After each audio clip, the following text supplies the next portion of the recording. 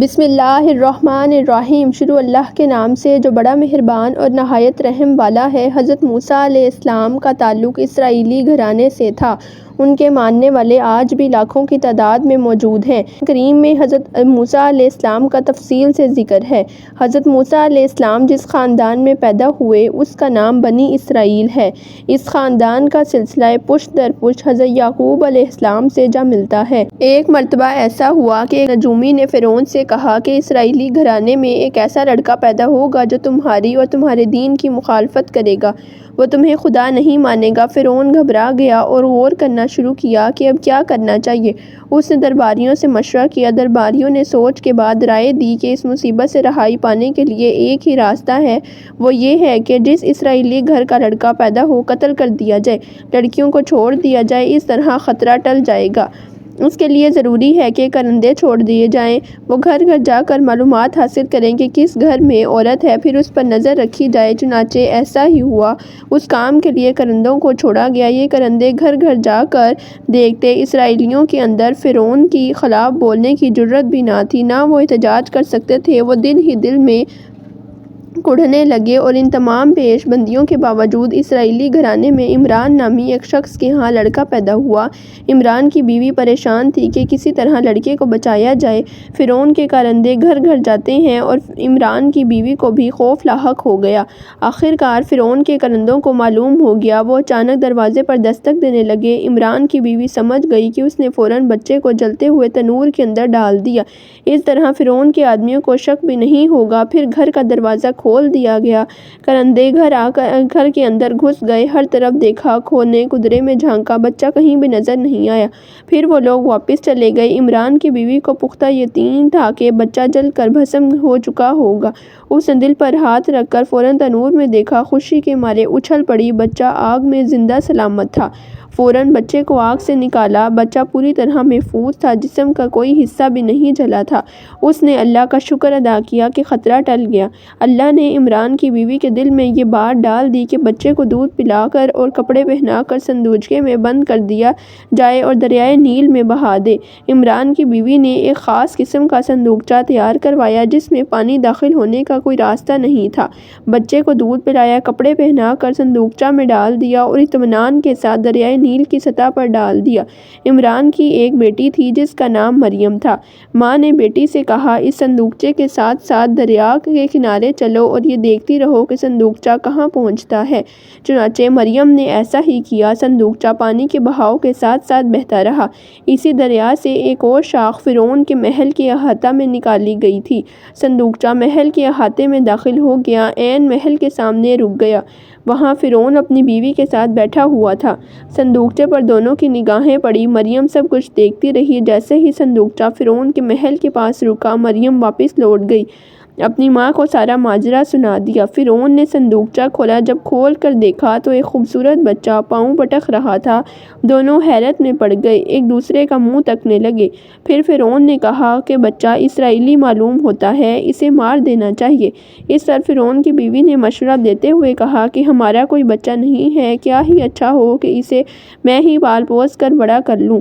جب یہ اپنی عمر کو پہنچے گا تو ہماری تمام عادتیں اور مزاج اپنا لے گا، اسے ہم اپنا بیٹا بنائیں گے۔ فرعون نے بیوی کی باتوں کو غور سے سنا اور مان گیا۔ دونوں نے بچے کو اٹھا لیا اور پرورش کرنے لگے، لیکن بچہ دودھ نہیں پی رہا تھا۔ پرورش کے لیے بہت سی دایا عورتوں کو بلایا گیا، لیکن بچے نے کسی کا دودھ نہیں پیا۔ مریم نے فرعون کی بیوی سے کہا کہ ایک دایا میں لاؤں گی، بچہ یقیناً اس کا دودھ پیے گا، مجھے اجازت دو۔ فرعون کی بیوی مان گئی اور کہا کہ ایسی ہی دایا لے آؤ جو بچے کو دودھ پلا سکے، میں معقول معاوضہ دینے کو تیار ہوں۔ مریم فوراً ماں کے پاس گئی اور خوشخبری سنائی اور ماں کو ساتھ لیتی آئی۔ عمران کی بیوی فرعون کے محل میں پہنچ گئی، بچے کو سینے سے لگایا، بچے نے خوشی خوشی دودھ پینا شروع کیا۔ فرعون کی بیوی کو بچہ دودھ پیتا دیکھ کر خوش ہو گئی۔ عمران کی بیوی کو اپنے محل میں ملازمہ رکھ لیا۔ ماں اور بچہ ایک ساتھ رہنے لگے۔ دن گزرتے گئے۔ حضرت موسیٰ علیہ السلام محل کے اندر پرورش پانے لگے۔ جب ان کی عمر 20 سال ہوئی تو فرعون نے شادی کرا دی۔ حضرت موسیٰ علیہ السلام اکثر محل سے نکل کر شہر میں ادھر ادھر گھوما کرتے تھے۔ ان کا یہ روز کا کا معمول تھا۔ ایک روز وہ ایک راستے سے گزر رہے تھے کہ ایک قبطی اسرائیلی سے الجھ رہا تھا۔ نوبت مار پیٹ تک پہنچ گئی۔ اسرائیلی نے موسیٰ علیہ السلام کو آواز دیتے ہوئے کہا، مدد کے لیے پکارا۔ جب موسیٰ علیہ السلام قریب پہنچے، دیکھا کہ قبطی اسرائیلی کو بے تحاشا مار رہا ہے۔ موسیٰ علیہ السلام نے بیچ بچاؤ کی کوشش کی، لیکن قبطی نہیں مان رہا تھا۔ اس پر موسیٰ علیہ السلام قبطی کے ایک گھونسا مارا تو وہ بلبلا اٹھا اور ایک لمحے بعد ہی وہ مر گیا۔ اس کے بعد مرنے پر موسیٰ علیہ السلام پریشان ہو گئے اور اسرائیلی سے کہا وہ فوراً چلا جائے۔ اس واقعے سے حضرت موسیٰ علیہ السلام کو ندامت ہوئی۔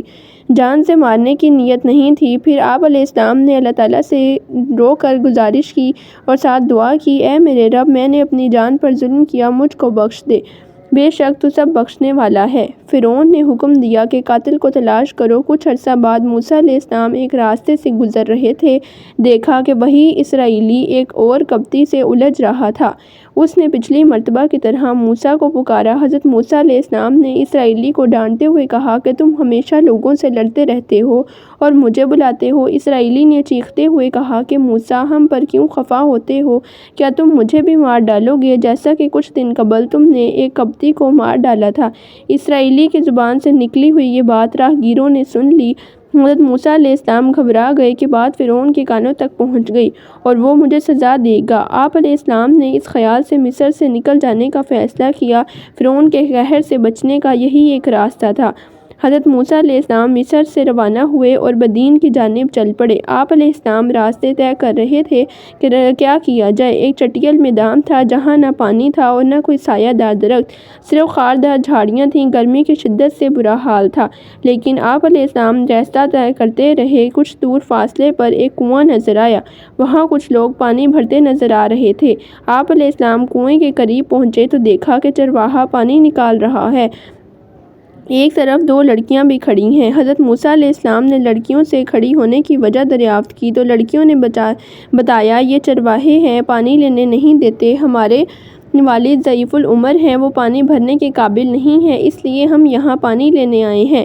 حضرت موسیٰ علیہ السلام وہاں سے چرواہوں کو ہٹایا، کنویں پر سے بھاری پتھر کو اٹھایا، کنویں کا ڈول بھی بھاری تھا، اسی ڈول سے پانی نکال کر لڑکیوں کو دیا اور خود بھی پیا۔ لڑکیوں نے اپنے مویشیوں کو پانی پلایا، پانی لے کر گھر کی طرف چل پڑیں۔ پاس کھانے کے لیے کچھ بھی نہیں تھا، سفر کرنے کے باعث بہت زیادہ تھکے ہوئے تھے۔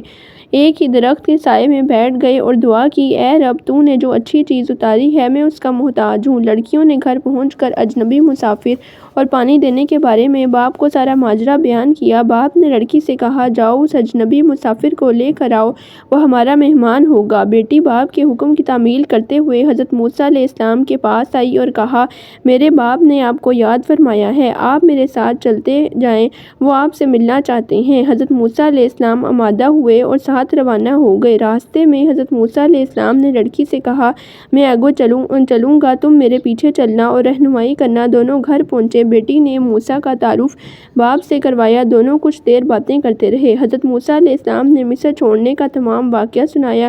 اس پر بزرگ میزبان نے شعیب کے نام سے اپنا تعارف کراتے ہوئے کہا کہ تم میرے مہمان ہو، یہاں محفوظ ہو، اب تم ظالموں سے دور ہو۔ بیٹی نے باپ سے سفارش کرتے ہوئے کہا، آپ اس اجنبی کو ملازم رکھ لیجئے، اس لیے کہ یہ قوی بھی ہے اور ایمانت دار بھی۔ باپ نے قوی ہونے کا سبب پوچھا تو اس نے بتایا، قوی ہونے کا ثبوت اس طرح ملا کہ میں نے بھاری ڈھول سے پانی نکالا، لیکن تم نے کیوں کر جانا، وہ ایمانت دار بھی ہے۔ حضرت شعیب علیہ السلام نے پوچھا۔ بیٹی نے جواب دیا، جب میں نے بلانے گئی تو اجنبی نے مجھے پیچھے چلنے کے لیے کہا، وہ خود آگے چلتا رہا، میں اشارے سے راستہ بتاتی رہی، ہم دونوں اسی طرح راستہ طے کرتے ہوئے گھر آ گئے۔ میں سمجھ گئی کہ پیچھے چلنے کا اشارہ اسی لیے کیا تھا کہ اس کی نگاہ مجھ پر نہ پڑے۔ حضرت شعیب علیہ السلام نے حضرت موسیٰ علیہ السلام سے فرمایا، اللہ نے میرے دل میں بات ڈال دی کہ میری بیٹی صفورہ کا نکاح تم سے کر دوں۔ اس کا حق مہر یہ ہے کہ تم 8 سال تک میری بکریوں کی رکھوالی کرو گے، اور اگر مدت بڑھا کر 10 سال کر دوں تو یہ اور بھی بہتر ہے۔ حضرت موسیٰ علیہ السلام نے شرائط منظور کر لیں اور نکاح ہو گیا۔